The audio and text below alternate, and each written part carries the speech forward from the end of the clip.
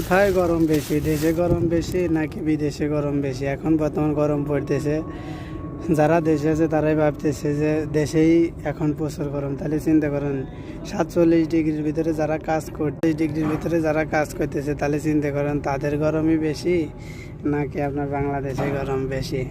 এখন হয়তো বাংলাদেশে গরম হইতে পারে, ঠিক আছে, 32, 33 বা বড় জোর 35, কিন্তু এই যে 45, 46, 47, 50 তো আর হইতেছে না। দেখেন 47 ডিগ্রি গরমেও তারপরেও মনে করেন যে কাজ চলতেইছে, এখানে তো আর কাজ কেউ বসে না। আর সবচেয়ে বিশেষ করে আপনার মনে করেন যে বিদেশে আপনি কাজ করাই লাগবে, গরম হোক আর কম হোক আর বেশি হোক, কাজ আপনাকে করতেই হবে।